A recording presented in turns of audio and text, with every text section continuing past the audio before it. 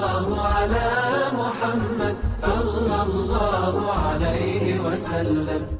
Kita pada kesempatan hari ini akan melanjutkan pembahasan panjang yang telah kita mulai pada kajian online. Dan kita pada kesempatan hari ini secara perdana memulai kajian secara offline. Materi yang kita pilih adalah pembahasan kitab dan sebuah buku, yaitu adalah ta'aruf dengan ilmu. Jangan berpikir ya, ta'aruf dengan ilmu artinya pernikahan. Ya. Tapi ta'aruf dengan ilmu adalah sebuah buku yang kami tulis dan kami karyakan untuk memberi petunjuk bagi kita bagaimana sih cara kita sebelum kita mempelajari kitab-kitab induk yang akan menjadi pembahasan kita. Kita itu harus muqaddimah dulu. Prolognya itu harus benar kepada ilmu supaya tidak melahirkan kasus-kasus yang sering terjadi dan sering kita jumpai yang terjadi di majelis ilmu disebabkan karena banyak manusia dan banyak penuntut ilmu. Mereka datang ke kitab induk, mereka belajar kitab induk tetapi mereka tidak belajar bagaimana mengenal ilmu, bagaimana berakhlak yang baik ketika mereka belajar ilmu, yang akhirnya menjadikan banyak hal-hal tidak produktif dan menyedihkan yang terjadi di majelis ilmu.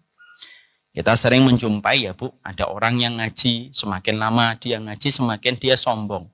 Gampang merendahkan orang, gampang untuk menistakan orang lain, gampang mengatakan kalimat sesat kepada orang lain. Padahal yang kita jumpai orang yang berkata itu adalah orang yang sejatinya dia sudah lama ketika dia belajar. Semakin lama dia belajar, semakin tidak bisa membedakan mana itu ranah perbedaan para ulama dan mana itu ranah kesesatan di dalam agama. Sehingga akhirnya setiap orang menjadi korban dari sikapnya yang buruk walaupun dia lahir dari rahim majelis ilmu. Ini yang kita sedihkan. Makanya akhirnya betul kalau kita menjumpai apa yang dikatakan oleh Imam Al-Ghazali rahimahullahu ta'ala. Beliau mengatakan bahwasanya setiap penuntut ilmu hendaklah mereka menjaga hatinya, melihat kondisi hatinya sebelum mereka itu belajar kitab-kitab induk yang menjadi petunjuk dan kurikulum pada pembelajaran mereka. Supaya hatinya kalau bersih ketika menerima ilmu, ilmu itu akan melahirkan banyak kebaikan dan manfaat. Kalau ilmu itu diambil sama orang yang senantiasa sudah menyelesaikan kewajibannya ketika mereka itu belajar ilmu. Saya sampaikan ya Ibu, ilmu itu ibarat air hujan. Air hujan itu tawar, tidak manis, tidak asam. Itu air hujan. Ilmu, kata para ulama salaf, ilmu itu kayak air hujan, Bu. Maka ketika ilmu itu sudah mendarat dan membasahi permukaan bumi, maka tergantung akar mana yang menyerap air hujan itu. Kalau yang menyerapnya air hujan itu adalah akar pohon pinus, maka air itu akan berubah pahit dan tidak berbuah apapun, tetapi justru melukai setiap orang yang di dekatnya. Itu pinus. Kalau dia disedot sama akar pohon pinus. Tapi kalau ada air hujan yang turun, maka disedot oleh akar pohon buah mangga, maka air hujan yang asalnya tawar berubah menjadi manis buahnya. Dan daun-daunnya itu memberikan keteduhan bagi siapapun yang berteduh di bawahnya. Maka itu perumpamaan, kata para ulama. Banyak orang yang ngaji, tetapi hatinya sudah kotor duluan. Lalu dia langsung ngaji ke kitab induk, Bu. Langsung ngaji Riyadhus Shalihin, langsung ngaji ke tafsir. Padahal hatinya belum beres. Apa yang akan didapatkan? Setiap tafsir yang dia dapatkan, setiap sunnah yang dia peroleh, maka justru melukai orang lain ketika dia di dekat dia. Ketika orang itu di dekat dia. Karena apa? Hatinya kotor dan tidak dibersihkan terlebih dahulu. Maka ada orang yang ketika dia belajar, dia membersihkan hatinya dulu. Dia mensucikan hatinya dulu. Akhirnya, sebagaimana akar pohon mangga ketika menyerap air, setiap ilmu yang didapatkan memberikan manfaat sama orang lain. Dan orang lain bisa mengambil manfaat ketika berteduh di sampingnya dan di dekatnya. Nah, itulah yang menjadi perhatian kita. Itulah yang menjadikan kita. Makanya dulu ketika salah satu ibu-ibu meminta kajian rutin kitab, maka ketika ada ibu-ibu meminta kajian rutin kitab kepada kami, maka saya memberi syarat. Oke, Ibu, kita belajar kitab. Tapi sebelum kita belajar kitab, kita belajar dulu muqaddimah dulu dengan ilmu. Kita pelajari ilmu dulu, muqaddimahnya apa, bagaimana akhlaknya, bagaimana mengenali ilmu yang benar itu kayak apa, supaya ilmu yang kita peroleh tidak merusak dan tidak menimbulkan kekacauan di sekitar kita, hanya disebabkan karena kita lupa proses kita di dalam mencari ilmu. Itulah yang menjadikan saya dari pengalaman mengajar, akhirnya menuliskan satu buku Ta'aruf dengan Ilmu. Karena apa? Karena kita perlu berkenalan dengan ilmu kita. Karena ilmu adalah komandan, ilmu itu pemimpin. Dan ketika ilmu adalah pemimpin, imam dalam kehidupan kita, maka kita harus berkenalan. Kita harus tahu dulu bagaimana sikap kita kepada ilmu, bagaimana kita menyikapi perbedaan para ulama, bagaimana ketika kita menyikapi perbedaan-perbedaan ijtihad yang terjadi, supaya majelis ilmu di Delatinos tidak lagi menciptakan dan melahirkan alumni-alumni yang kasar ketika menyikapi seorang muslim, ketika dia tidak mengetahui bagaimana mukadimah ilmu yang benar. Makanya Ibu maaf ya, sekarang itu kan narasi permusuhan dan pertikaian sudah semakin parah. Sebagian saudara kita ada yang gampang mengatakan kalimat bid'ah. Ada sebagian saudara kita gampang mengucapkan kalimat wahabi. Dan ini ketika saling tukar-menukar panggilan tidak akan ada habisnya. Yang sana mengatakan kamu wahabi, yang sana mengatakan kamu ahlul bid'ah.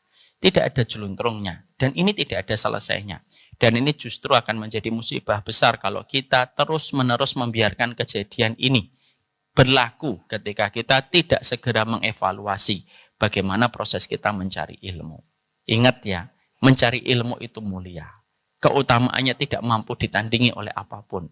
Ketika kita tahu bahwasanya mencari ilmu itu mulia, keutamaannya tidak mampu ditandingi oleh apapun itu, maka pastikan proses dari awal dan akhir mukadimahnya itu benar.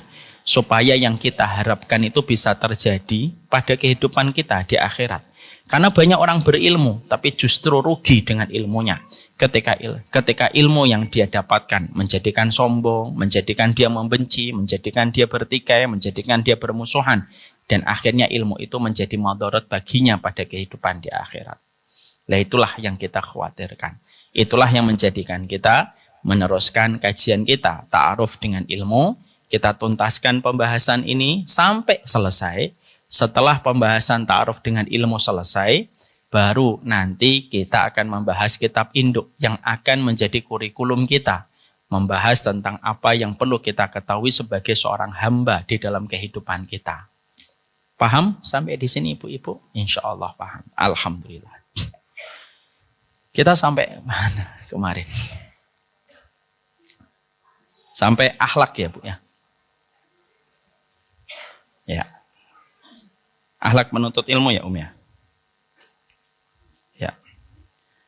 Mari kita buka halaman 61. Bagi yang membawa buku, dibuka halaman 61. Oh bukunya belum ada ya. Bagi yang tidak membawa buku, semoga diampuni dosa-dosanya oleh. Kita bahas terlebih dahulu. Setelah kemarin kita membahas, cukup panjang.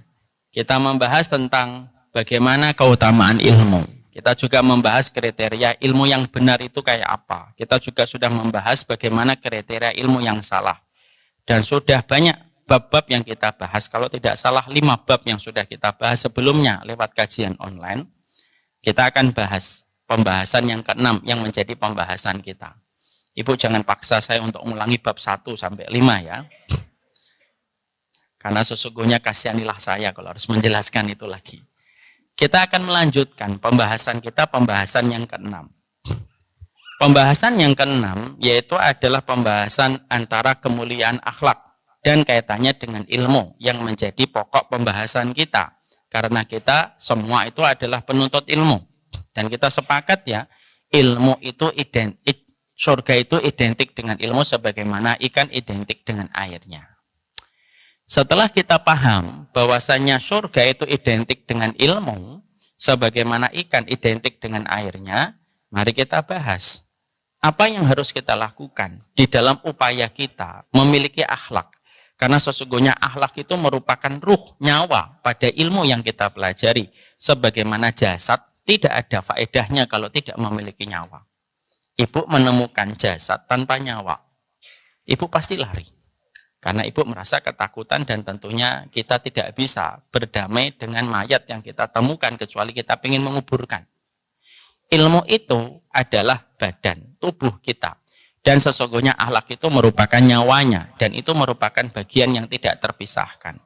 Makanya sebelum saya jelaskan bagaimana akhlak yang kita harus miliki sebagai penuntut ilmu, supaya akhlak itu nanti kita lazimi dalam proses kita belajar. Karena proses belajar kita sepanjang hayat sampai nanti kita ditakdirkan wafat oleh Allah. Maka kita harus paham, setidaknya ada 3 kelompok yang menjadikan manusia di dalam mempelajari ilmu dan akhlak di dalam kehidupan mereka. Ada kelompok yang pertama, Ibu. Yaitu adalah kelompok yang pertama, yaitu orang yang mereka selalu semangat mencari ilmu, tapi tidak pernah berkomitmen untuk mengamalkan kehidupan akhlak seiring semangat mereka ketika mencari ilmu. Ini ada banyak. Jadi mereka selalu mengatakan ilmu, ilmu, ilmu, dalilnya mana, riwayatnya apa, dan itu selalu menjadi salah satu karakternya. Tapi ternyata pada semangat mereka ketika mencari ilmu tidak diiringi dengan semangat mereka untuk memiliki kehidupan akhlak. Dan menganggap bahwasanya akhlak dan ilmu merupakan 2 kutub yang berbeda dan tidak perlu disamakan dan disatukan pada satu kebutuhan kita selaku penuntut ilmu. Akhirnya apa? Ya mungkin dia berilmu, tapi ternyata bisa jadi dia tidak pernah tegur, tidak pernah tersenyum, tidak punya empati. Semuanya selalu membicarakan antara dia, maunya dia, kemauan dia, tapi tidak sama sekali tidak memiliki empati kepada orang lain. Akhlaknya tidak ada, komitmen kebaikannya pun tidak ada, walaupun orang semacam ini adalah orang yang terkadang memiliki ilmu, tetapi dia tidak memiliki akhlak. Saya harus sampaikan ya Bu, ilmu tanpa akhlak itu rusak.